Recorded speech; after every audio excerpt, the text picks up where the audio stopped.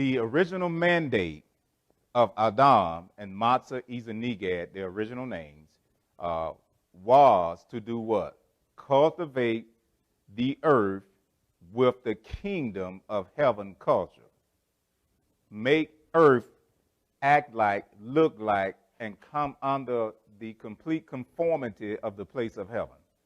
Now, when Yahweh, Yahweh, Yahuwah, some say, when he, in Genesis, Bereshit 2:15, when he said, I want you, that English translation, tend and to keep, 10 and to keep. 10 is the Hebrew word abad, and keep is shamar.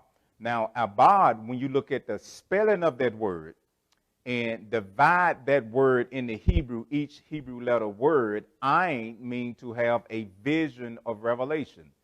Bet or bayet means the inside power, the covenant power that's working on the inside. And dalet means what? The teaching of the government of the kingdom, but not only the teaching, but having access to the teaching of the government and the authority of the kingdom of heaven. So the vision that Adam possessed when Elohim gave him that particular command, and that's a good word, he put in him a vision by way of him having access to the government, which also is tied into the culture of the kingdom of heaven. So inside the man, the male man at that particular time, and all other human beings were inside of him.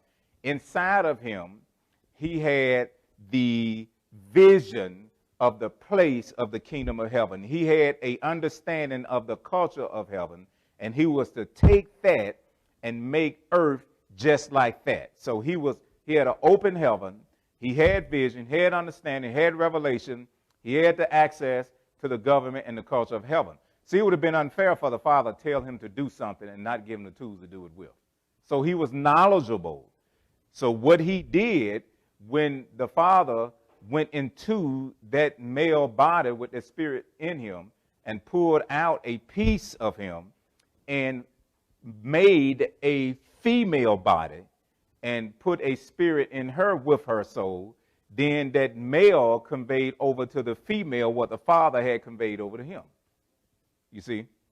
Now, if you look at it, when Genesis or Bereshit said, it's not good that man should be alone, literally in the Hebrew, it means it's not tob, that's the Hebrew word for good, or it's not my plan for male and female to be in one being. Male and female. Another Hebrew word, it's 3 Hebrew words there. It means that it's not good that all mankind be in one body. You know, that's not my plan. My plan is to have mankind multiply in the earth and make the earth look like heaven. So the scripture said that what he put him to sleep, you want to use that word, and he went into the male Adam physical body, pulled a piece of his body out of there, first cloning. Put a piece out of there and formed a body that was different from the male body, and that body that he formed and from the male body, he built it and made it different. He made that body with the ability to house other human beings and take a seed from the man and reproduce another mankind. You seeing it? Now, and he put a spirit in that female body and a soul. And that Adam, when he looked at her, he said, this is Isha. Isha. And if you look at the spelling of Isha, it means what came from the fire. Hai. What comes from the fire, Aleph Shin. You look at the spelling of man, it's Ish. Ish. And that's what's created in the middle of the fire. What's created in the middle of the fire, that's Aleph Yud Shin. So Adam, that body, that spirit being, along that spirit being, spirit, soul, and body, he was created right in the center of the purity of the fire of Elohim. See, fire here is making reference to what's pure and what's all-consuming. So he went back into, this is what the Father does, the being, the created being that he had made, the human being made, and made another one. You seeing it? Now, that's very important in terms of understanding change and confronting change. So when he told him to do what he did, her physical body was in Adam, but her spirit was with the Father. You see? So when both of them, when he brought her out of him, they were together, and the primary purpose of him bringing a woman into the earth was to be a vessel where other human beings can come through her in the earth and multiply. Okay? All right. Now, the two of them understood. She had a vision.